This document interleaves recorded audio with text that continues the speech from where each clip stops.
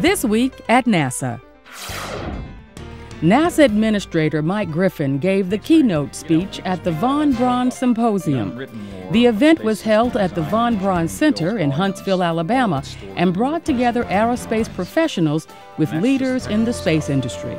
Engineering texts do not touch on the most important of all elements in the success or failure of any space mission, and that's the human system.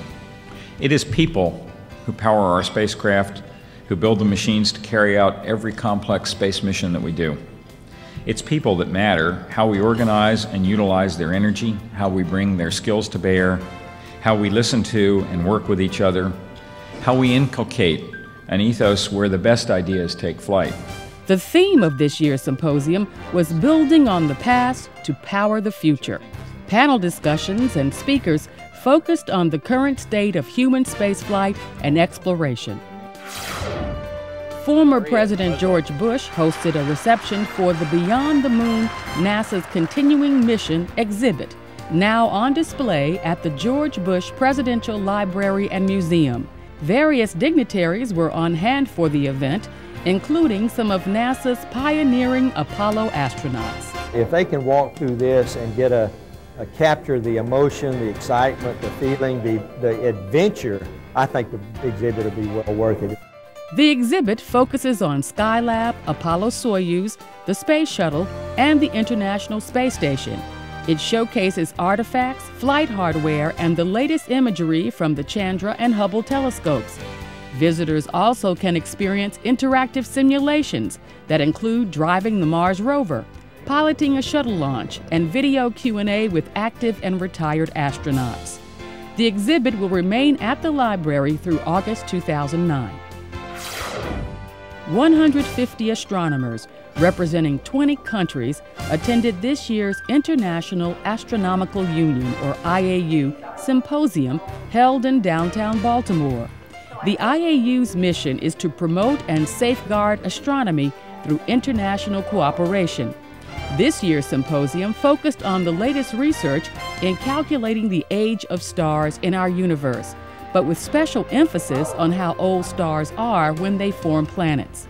Having this information makes it easier to find exoplanets, which are those found outside our own solar system. STSCI, the Space Telescope Science Institute, co-sponsored the event. The first airship to fly over the U.S. in more than 70 years floated over the Golden Gate Bridge, landing at Ames Research Center's Moffett Field after a dramatic cross-country flight. The airship venture ZEPPELIN is 246 feet long, 50 feet longer than the Goodyear blimp, and capable of carrying up to 12 passengers. NASA and Airship Ventures have entered into a lease agreement to base the Zeppelin at Moffett Field. The deal allows NASA to use the airship for disaster response, scientific research, and educational training. The Zeppelin is also available commercially for aerial tours of the San Francisco Bay Area. NASA engineer Darren Spurlock was honored by friends and family during a special ceremony at Redstone Arsenal, part of the Marshall Space Flight Center complex. Spurlock was killed in May when a woman pursued by Huntsville, Alabama police crashed into his car. A local fire station has been named in his honor, and a special college fund arranged for his children. Spurlock is survived by his wife Kelly and 2 sons. Darren Spurlock was 39 years old. 35 years ago in NASA history, Mariner 10, the first spacecraft to explore the planet Mercury, lifted off on board an Atlas Centaur launch vehicle destined for a dual-planet mission to Mercury and Venus. It was November 3, 1973, the last launch in a series of Mariner missions designed to survey other planets in the solar system. In 1974, Mariner 10 made its first flyby of Venus, discovering evidence of rotating clouds, and later accomplished 3 flybys past Mercury, mapping about half of the planet's surface and revealing its thin atmosphere and magnetic field. The Mariner 10 mission lasted until March 1975, when the spacecraft was shut down and placed in orbit around the Sun. And 8 years ago, a new chapter in human spaceflight history unfolded with the launch of the first permanent occupants of the International Space Station.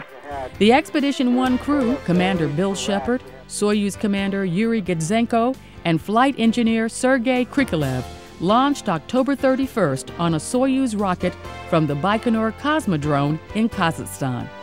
During their 4 months on board the station, Shepard, Gidzenko, and Krikalev received 2 unmanned Russian Progress resupply vehicles and hosted 3 visiting shuttle crews, which brought key hardware to the station, including the Destiny module. And that's this week at NASA. For more on these and other stories, visit www.nasa.gov.